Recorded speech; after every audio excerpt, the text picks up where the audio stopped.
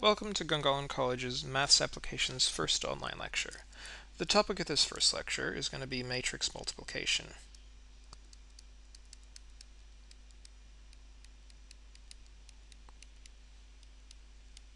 Some of you might recall, at the end of last term, we started with the new topic of matrices. In particular, we learned how to add one matrix to another matrix, how to subtract one matrix from another matrix, and how to multiply a matrix by a number, which is to say a scalar. So the topic of this lecture is going to be how to multiply one matrix by another matrix. So let's start with an example.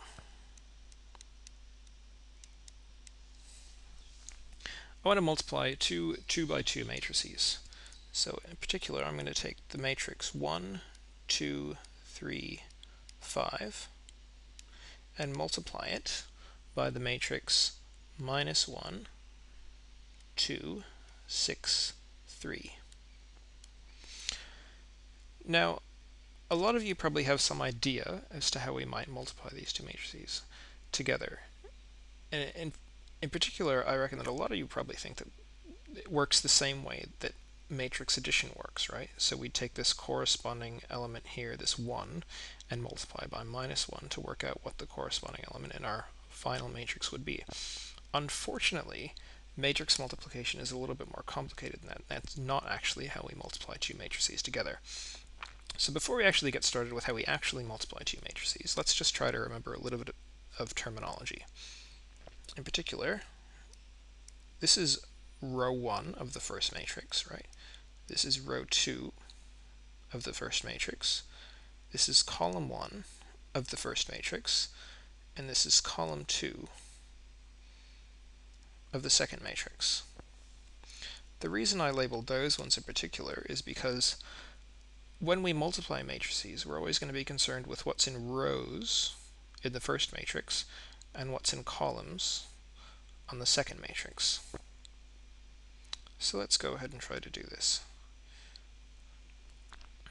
So what I want to try to do first of all is to work out what this row 1 column 1 element in the resulting matrix is. So that means this upper left hand corner side, right? So the way to actually do this is to multiply this row 1 in the first matrix by column 1 in the second matrix. We haven't talked about what it means to multiply a row by a column, but what it means is exactly this. I'm going to take this first element and multiply it by this first element, 1 times -1, and then I'm going to add to it this second element times this second element, so plus 2 times 6, right? And that's it. That's our row 1 column 1 element in our resulting matrix. When it comes to trying to work out what this upper right hand corner, so the row 1 column 2 element is, I'm going to do pretty much exactly the same thing. I'm going to take row 1, right, because it's the row 1 column 2 element we're interested in. We're going to take row 1 and multiply by column 2. So I'm going to take, first of all, this first element and multiply it by that first element. So 1 times 2 plus this element times this element, so 2 times 3. Right? And that's our row 1 column 2 element in our resulting matrix. Now, to work out what this row 2 column 1 element is, again I'm going to take row 2 in the first matrix and multiply it by column 1 in the second matrix. Row 2 times column 1. So first of all, I'm going to take this first element and multiply it by this one, 3 times -1. And then I'm going to take this second element and multiply it by this second element, so 5 times 6 plus 5 times 6. And then for the row 2 column 2 element, I'm going to do essentially exactly the same thing again, right? I'm going to take this row 2 and multiply this by this column 2. So 3 times 2 plus 5 times 3. and that's the end of it. So all we need to do now is simplify this down. So 1 times minus 1 is minus 1. 2 times 6 is 12, so plus 12. 2 times 1 is 2. Plus 2 times 3 is 6, so plus 6. 3 times minus 1 is negative 3. Plus 5 times 6 is 30. 3 times 2 is 6. Plus 5 times 3 is 15.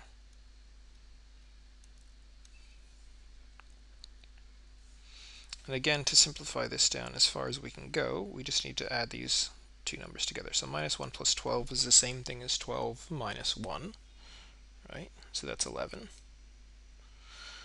Plus, and then this element is going to be 2 plus 6, which is 8.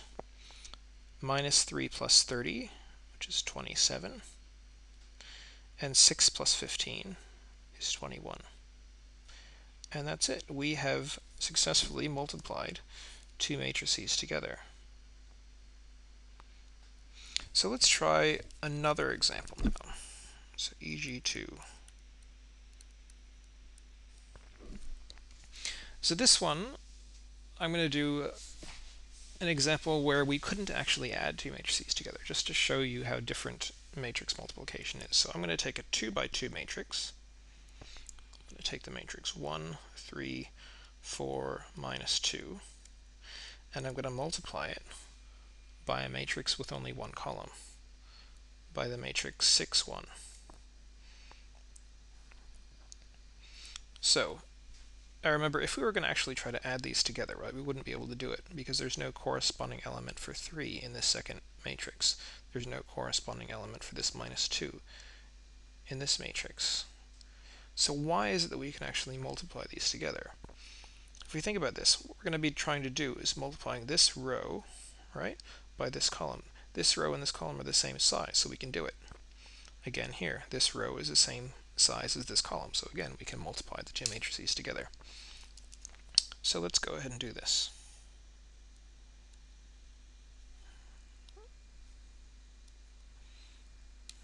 So again, for this first element here, we're going to multiply row 1 times column 1. Right, row 1 times column 1 is going to be 1 times 6 plus 3 times 1.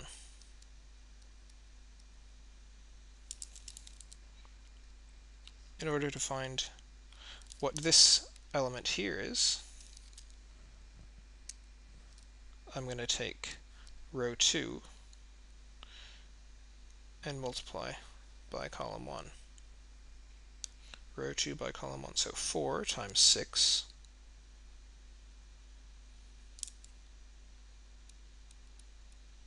plus minus 2 times 1.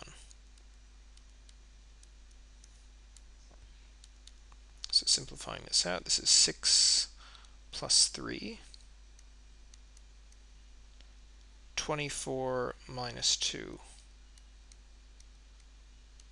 So this is 9, 22. And that's how we'd multiply these two matrices together. So now this is giving us some sort of idea as to how we might actually decide when we can multiply two matrices together. So let's have a think about this a little bit more carefully. When can we multiply two matrices?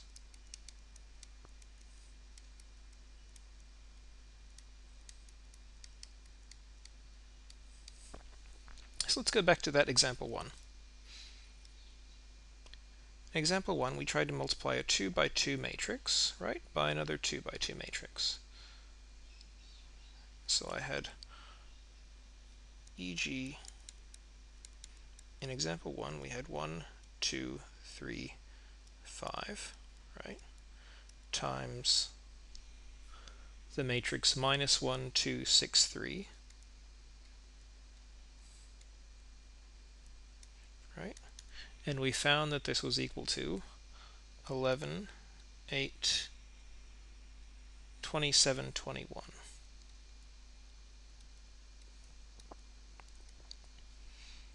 So let's now think about the order of these matrices. this one has order 2 by 2. This one has order 2 by 2. And our resulting matrix also has order 2 by 2.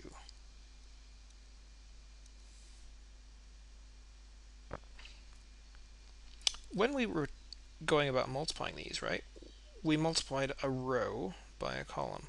So what we actually need is the number of elements in this row, which is the same thing as the number of columns, so this number here. We needed that to match up with the number of rows we had in our second matrix, right, which is this number here. So we were able to multiply these two numbers together, actually, because these two numbers are equal to each other. So this is what tells us we can actually multiply these two matrices together. So what tells us how big this final matrix is? Well, that's the number of rows in our first matrix and the number of columns in our second matrix. So we just take these two outside numbers, and that gives us the dimensions, right, the size or the order of our final matrix. Now let's go back and think about our second example that we did. Right? We had the matrix 1, 3, 4, minus 2, and we multiplied by the matrix 6, 1. Right? So the order of these matrices, this is order 2 by 2, and this has 2 rows and 1 column, right? So this is order 2 by 1. And our resulting matrix was 9, 22. So this was order 2 by 1. So let's try this out again. We were able to multiply these together because the number of rows, the number of columns, right, this number here, was equal to this number here. And the size of our final matrix was, again, these two outside numbers. So this was 2 by 1. This actually gives us a rule for multiplying matrices together. So we can multiply two matrices together. So let's think about this generally. Let's say we've got a matrix A, and we're trying to multiply by matrix B. This first matrix, we're going to say, has order m by n. Right? So it's completely general. This could be any matrix. And we're going to try to multiply by another matrix of order p by q. So how do we know whether or not we can actually do this multiplication or not? Well, we try to match up these numbers, right? If n is equal to p, we can multiply.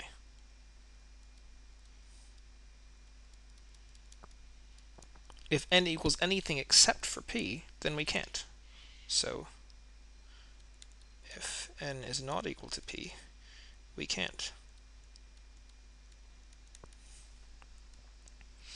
Furthermore, these two numbers, if we can multiply, give us the size of our final matrix. So our answer matrix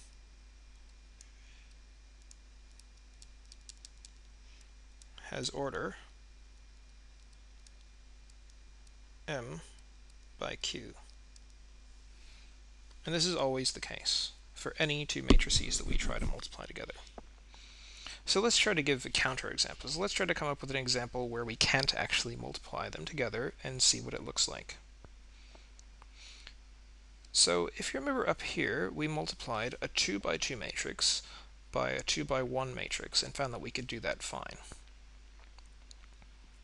So what I want to try to do now is to multiply a 2 by 1 matrix by a 2 by 2 matrix. So in fact, I'll just use these same numbers here. So I'm going to take this matrix here and try to multiply it by this matrix here the other way around. So we'll call this example 3. I want to take the matrix 6, 1 and multiply by the matrix 1, 3, 4, minus 2. So let's try to do this little bit of analysis first of all. This is a 2 by 1 matrix, right? This is a 2 by 2 matrix. So if this up here that we talked about before is correct, we shouldn't be able to multiply these two matrices because 1 is not equal to 2, right? 1. So let's try to do this. If we were able to multiply these, what would we be doing? We'd take row 1 from the first matrix and multiply by column 1 of the second matrix. Now there's a problem there, right? Because these aren't the same size. You've got 6 that you could multiply by 1, but there's no second number here to multiply by that second number there, which is why we can't do it.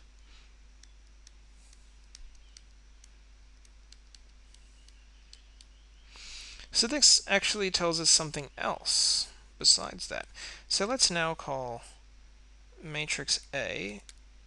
Let's call this matrix A. So matrix A is 1, 3, 4, minus 2. And matrix B, 6, 1.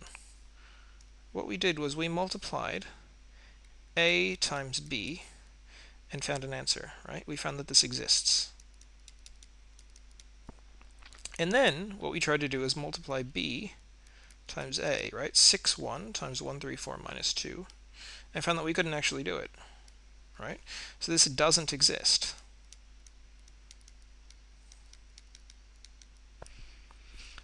So this is different from just multiplying two numbers together, right? Because if you take two numbers, right, two scalars, if we can multiply A times B, we can always multiply B times A, and furthermore, they're equal to each other, right? So this is telling us something quite interesting here, right? Because we multiplied A times B, and then we multiplied B times A, and we found that it didn't actually exist. So A times B is not equal to B times A.